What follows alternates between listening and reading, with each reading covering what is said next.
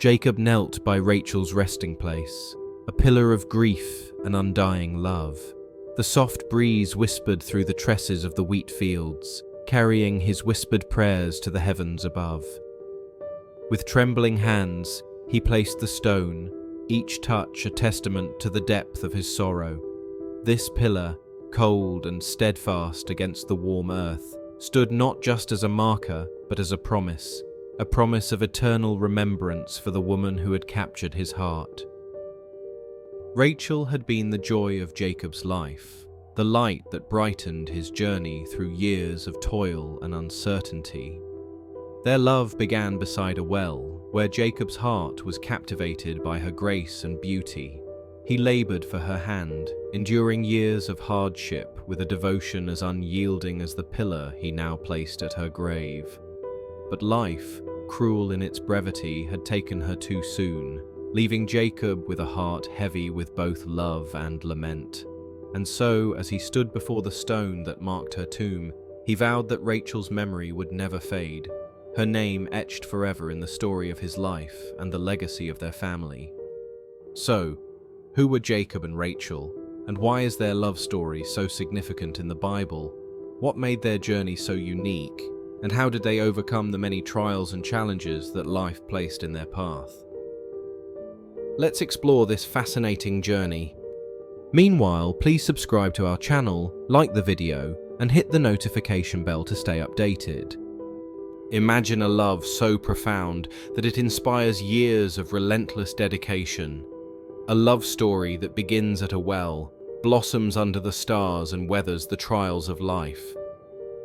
This is the tale of Jacob and Rachel, a bond forged in patience, sacrifice, and unwavering commitment.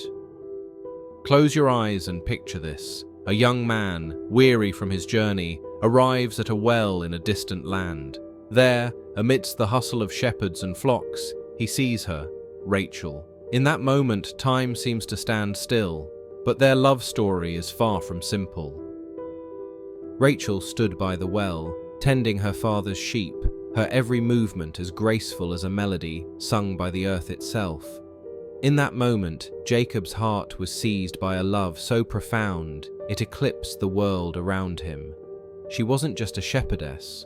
She was the dream he had carried unknowingly, the soul he was destined to find. From the first glance, Rachel became the light that guided his path, a love worth laboring a lifetime for.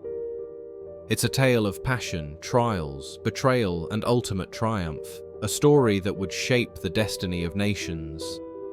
Jacob's devotion to Rachel knew no bounds. He willingly toiled for 7 long years, each day fueled by the hope of making her his bride. Yet, even when deceived and made to labor 7 more, his love for her never wavered. To him, those years felt like mere days because of the joy she brought to his soul. Their love was not just a fleeting passion, but a bond forged in sacrifice and unyielding commitment, a love story destined to echo through the ages. What made Jacob work for 14 long years to win Rachel's hand? And how did their love leave an eternal mark on the history of Israel? Let's dive into this timeless story of devotion and destiny. Their story began with a memorable encounter at a well in Padan Aram, where Jacob first saw her and was immediately struck by her beauty. From the moment Jacob first met Rachel at the well, their connection was instant and passionate. But their journey was far from easy. While their love story was filled with passion and hope, it was also marked by deep sorrow and family challenges. Despite Jacob's devotion, Rachel faces the heart-wrenching challenge of infertility, while her sister Leah bears children effortlessly. As Rachel battles with her longing for motherhood, their story intertwines with themes of rivalry, hope, and ultimately, profound loss. The name Jacob comes from the Hebrew word Yaakov, which means heel or supplanter. This meaning is tied to the story of Jacob's birth, where he emerged holding the heel of his twin brother Esau, symbolizing his destined role in surpassing Esau in birthright and blessings. The name also reflects Jacob's resourcefulness and determination. qualities that define his journey and relationship with God throughout the biblical narrative. On the other hand, the name Rachel comes from the Hebrew word Rahel, which means ewe or female sheep. In biblical times, sheep were often symbolic of gentleness, innocence, and vulnerability. Rachel's name reflects qualities of tenderness and grace, which are fitting for her character in the biblical narrative. The name is also associated with the pastoral life of shepherding, aligning with her initial role in the story as a shepherdess. Rachel was born into the household of Laban, a prominent figure in the Aramean region of Paddan Aram, which corresponds to parts of modern-day Syria. Laban was a key patriarchal figure, and his family played a significant role in the local economy and social structure. Rachel was one of Laban's 2 daughters, with her older sister being Leah. Known for her beauty and grace, Rachel's narrative would intertwine with the larger narrative of Israel's destiny. Jacob, born into the household of Isaac and Rebekah in the land of Canaan, was the younger of twin brothers, with Esau being the elder. Despite his younger age, Jacob's life was marked by divine intervention and transformative moments that would ultimately lead him to become the father of the 12 tribes of Israel. Rachel is first introduced in the Bible in Genesis 29, verses 9 to 12, when Jacob arrives in Paddan Aram, the land of his relatives. The scene unfolds at a well, a common meeting place in ancient times. The related verses are, "While he was still talking with them, Rachel came with her father's sheep, for she was a shepherd. When Jacob saw Rachel, daughter of his uncle Laban, and Laban's sheep, he went over and rolled the stone away from the mouth of the well and watered his uncle's sheep. Then Jacob kissed Rachel and began to weep aloud. He had told Rachel that he was a relative of her father and a son of Rebekah, so she ran and told her father. This moment is significant because it not only marks the beginning of Jacob and Rachel's love story, but also shows Jacob's immediate attraction and affection for her. Rachel is described as a shepherdess, suggesting she played an active role in her family's livelihood. Rachel's early life was shaped by the pastoral lifestyle of her family. The Bible depicts her as actively engaged in shepherding duties, which was a common role for women in her context. Shepherding involved caring for sheep, which included tasks like guiding them to pasture, ensuring their safety, and managing their wool and milk. This role was crucial for the family's sustenance and economic stability. Moreover, tending sheep was not only a practical task, but also a symbol of care and nurture, attributes that are reflected in Rachel's character and her later role as a mother. Jacob, the son of Isaac and Rebekah, fled to Paddan Aram to escape his brother Esau's anger. There, his life changed when he met Rachel. The Bible tells us that Jacob first saw her at a well, where she was taking care of her father's sheep. The moment Jacob laid eyes on her, he was struck by her beauty. Genesis 29 verse 10 describes how he helped her by rolling away the stone from the well's mouth to water the flock. In a moment of overwhelming emotion, he kissed Rachel and wept aloud. This meeting is described as a pivotal moment. Jacob was profoundly moved by Rachel's beauty and charm. From that moment, Jacob's heart was set on Rachel. He offered to work for her father, Laban, for 7 years as the price for her hand in marriage. The Bible tells us that Jacob's love for Rachel was profound.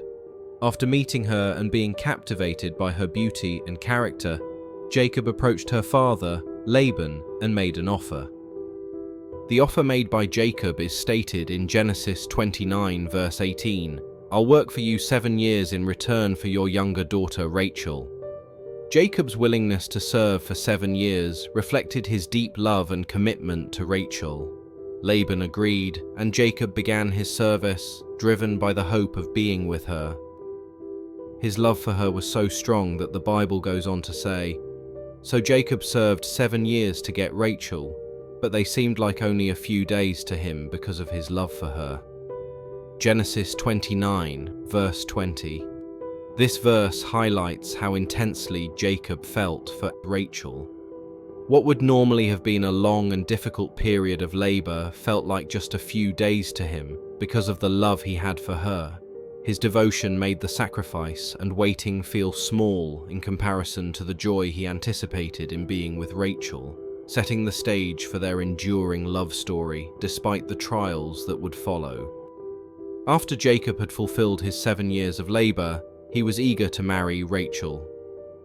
On the wedding night, Laban, Rachel's father, tricked Jacob by sending Leah, Rachel's older sister, into Jacob's tent instead.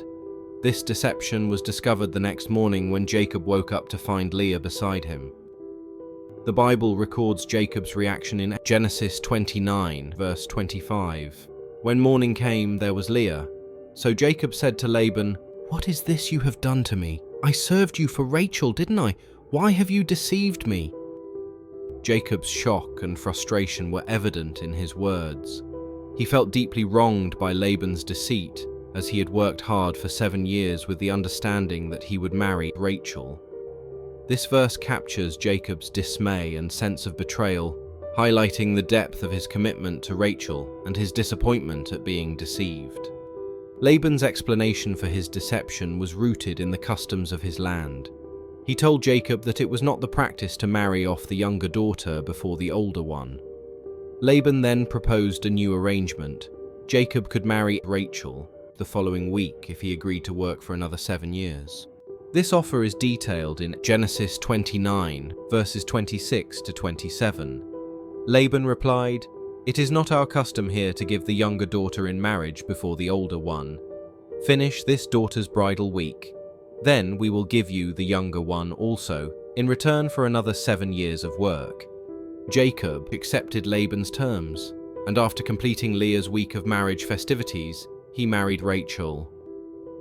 The incident is described in Genesis 29, verses 28 to 30. And Jacob did so. He finished the week with Leah, and then Laban gave him his daughter Rachel to be his wife. Laban gave his servant Bilhah to his daughter Rachel as her attendant. Jacob made love to Rachel also, and his love for Rachel was greater than his love for Leah, and he worked for Laban another 7 years. Despite the emotional pain and disappointment from Laban's deception, Jacob's love for Rachel remained unwavering. He willingly agreed to work an additional 7 years to be with her. This period of extra labor further highlighted Jacob's commitment and the strong bond he shared with Rachel. However, Rachel's married life, though filled with Jacob's love, was full of heartache because she could not have children. Watching her sister Leah give birth to son after son only deepened Rachel's sorrow. Leah had already borne Jacob 4 sons: Reuben, Simeon, Levi, and Judah.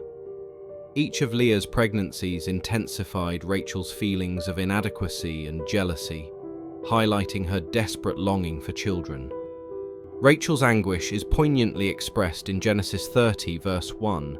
When Rachel saw that she was not bearing Jacob any children, she became jealous of her sister. So she said to Jacob, "Give me children or I'll die." This verse captures the depth of Rachel's distress. Her desperate plea reveals how deeply her inability to conceive affected her self-worth and emotional state. Despite Jacob's love and the life they shared, Rachel's pain and jealousy were palpable. It also highlights the intense personal struggles she faced amidst the familial dynamics. Unable to conceive, Rachel made a painful decision to resolve her childlessness. She gave her maid Bilhah to Jacob as a surrogate. In this way, Bilhah bore 2 sons, Dan and Naphtali, whom Rachel considered her own. While the birth of Dan and Naphtali provided Rachel with some comfort, it did not fully ease the ongoing rivalry with Leah. The competition for Jacob's favor and the struggle for children continued to be a significant source of tension and pain in Rachel's life. After years of longing and heartache, Rachel's prayers were finally answered. The Bible records that God remembered Rachel and blessed her with the ability to conceive. This turning point is captured in Genesis 30, verse 22. Then God remembered Rachel. He listened to her and enabled her to conceive. Rachel gave birth to a son and named him Joseph, saying, "May the Lord add to me another son." The name Joseph, which means "may he add," reflected both Rachel's deep gratitude for the gift of a child and her hopeful desire for another. This son represented the fulfillment of her long-held wish and the beginning of a new chapter in her life, despite the ongoing challenges she faced. The name Joseph, which means "may he add," reflected both Rachel's deep gratitude for the gift of a child and her hopeful desire for another. The birth of Joseph was not only a joyous moment for Rachel, but also a crucial turning point in the biblical story. Joseph would grow up to become a key figure in Israel's history, playing a vital role in saving his family during a time of famine and laying the foundation for the Israelites' eventual journey to Egypt. However, their story took a sorrowful turn after Jacob moved his family from Bethel, following God's instructions to continue their journey through Canaan. Having left Paddan Aram years earlier, Jacob had returned to Bethel, where he built an altar and received God's promise of descendants and blessings. While traveling from Bethel to Ephrath, later known as Bethlehem, Rachel, expecting her second child, was overtaken by sudden labor. The pains grew severe as the moment of birth drew near. It marks the beginning of a difficult and pivotal moment. In the midst of her pain, Rachel named her newborn son Ben-Oni, which meant "son of my sorrow," reflecting the deep anguish she felt. Tragically, Rachel died shortly after childbirth, leaving Jacob heartbroken. To honor her memory and offer a more positive connotation, Jacob renamed the child Benjamin, meaning "son of the right hand." This name symbolized both a position of favor and a tribute to Rachel's memory, reflecting Jacob's deep love and the significance of Rachel's legacy. Jacob knelt by Rachel's resting place, a pillar of grief and undying love.